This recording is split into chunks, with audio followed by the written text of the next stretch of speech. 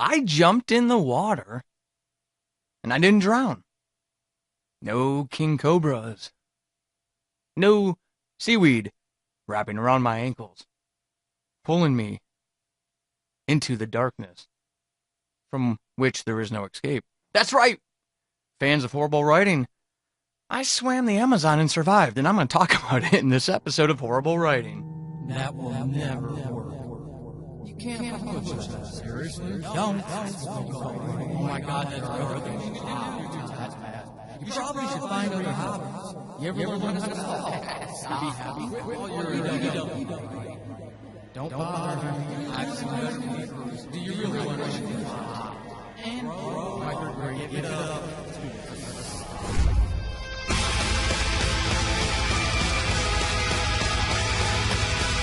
Welcome to Horrible Writing, the rawest, most candid, in-your-face writing show on the interwebs because none of us have time to suck.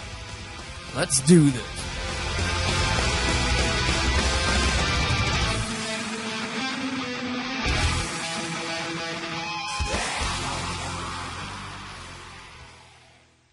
So,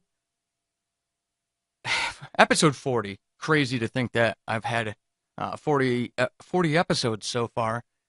And this one is for all of you out there who are kinesthetic learners who have to do something in order to understand how it works. That's me. In a nutshell. And for the longest time, you can't see, for those of you watching this on YouTube, right in front of me, I've got two monitors kind of at an angle. And right in front of me are a series of notepads, little sticky notes of, little check boxes of all the things that I've got to get done and that I've had to get done. And on there, okay, for context, the sticky note is so old that, the edges are curled up, and it's really a brittle piece of paper at this point. And on there, for the longest time, were two check boxes that said build Amazon author page and build Goodreads page. For the longest time, drove me absolutely nuts. And I didn't do those things because of the fear of the unknown. I can read blogs all day long. I can't do these things. So they sat there untouched.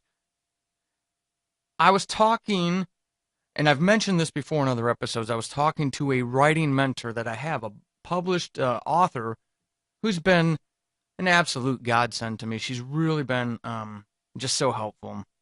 And those of you who have listened before know I'm talking about Susan K. Quinn. And I was talking about the fact that at that time I had 4 or 5 audio dramas, fictional podcasts, and she really, her advice was essentially get it down to 1 if you want to keep doing it, because I know you enjoy fictional podcasts and creating them. But, after listening to what I want with my life, it's not that she was telling me what to do, but trying to help me match up my goals with this incessant need to do things, to create, which will be an episode in the future. I actually got a YouTube comment from a new subscriber, Carolyn. Welcome, Carolyn, who asked me to talk about that. So even though I may project this image of laser focus, I can laser focus, but I can laser focus on too many things to my own detriment. So we will talk about that in a future episode. But with this, and knowing what my goals are in my 5-year plan, Susan said, hey, pick one, run with it. And by the way, while you're deciding that, you've already got the scripts. How long are they?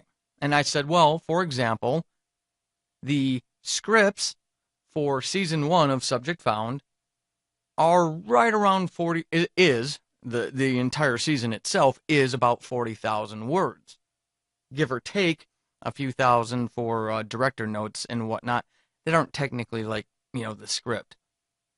And she had the great idea. Why don't you get those up on Amazon?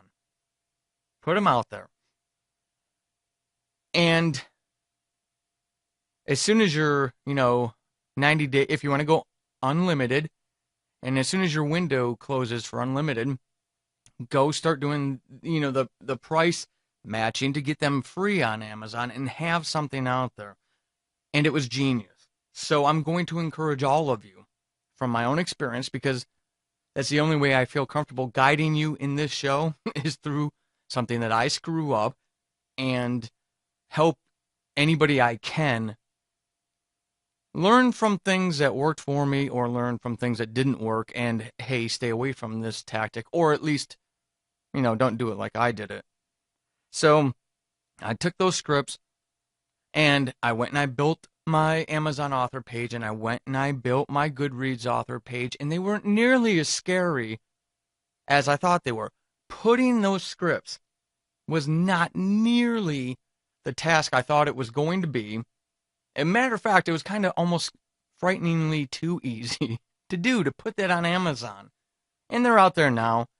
And the nice thing is that they're starting to show up as also bots for Chasing the Demon, my novel coming out next month in June of 2018, and vice versa. So it was a nice little tactic to start putting things out there, give them, do the free thing for the limited period of time, put it out there, get traction going that way, test things, build my author bio, and start getting serious about that. That is what I needed to do. The fear of the unknown, of having never done it before, wasn't debilitating, but it was one of those things that always lingers, just out in the periphery, out there, and just causing that sliver of anxiety, that sliver of stress. That was silly. In hindsight, it was silly. I could have done it a long time ago, had something out there, something with a newsletter link in it, and started building my presence that way. I've got a presence in audio drama. I want a presence as an author. And I'm so grateful to her for that recommendation, because I was able to build those storefronts, if you will. I was able to get something out there with newsletter information in it. Goodreads presence just starting. I mean, we're talking, I'm still in the starter gate. Everybody else is out running, but I'm out. The gates have been opened and I'm starting to run around the track. And so when Chasing the Demon goes live, it'll be that much healthier. And the nice thing is it removed all that mystery that, and the man behind the curtain, Wizard of Oz-esque-ness of Amazon. So when it came time to work on Chasing the Demon, and specifically to Amazon, it wasn't that big of a deal. The biggest deal is going back after the edits, getting advanced copy readers, their feedback, and getting that stuff updated into Amazon, and doing the print stuff. I'm going to talk about this in the next episode, but wow, was that difficult.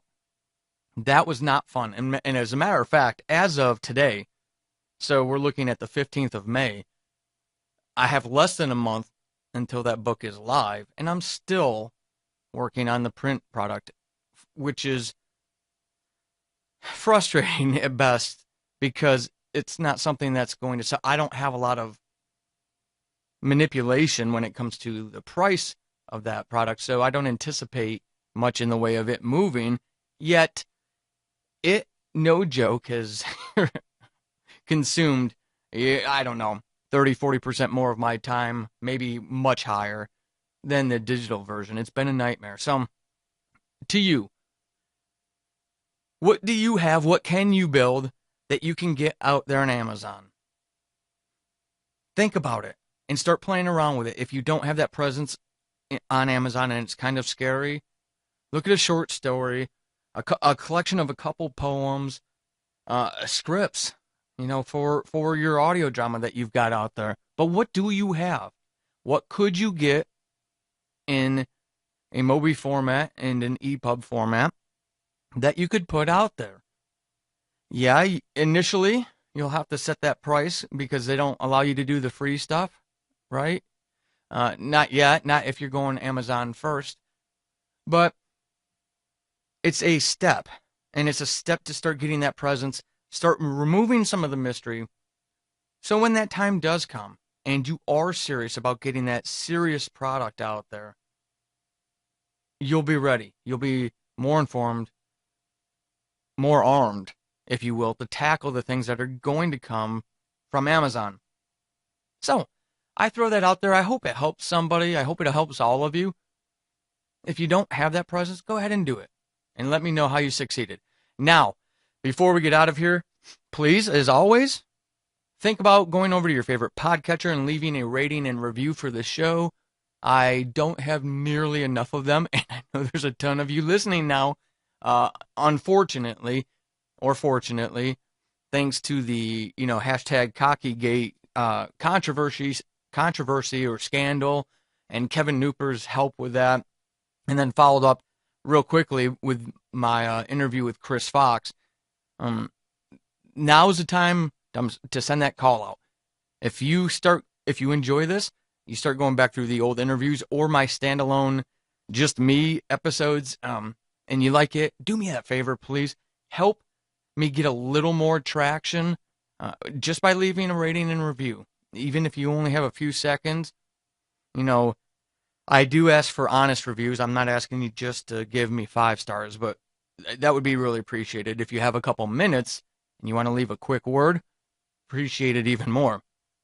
On that note, we only have a few more episodes left before Chasing the Demon is live. So, as you can see on my screen here, you got the graphic, you know what the cover looks like.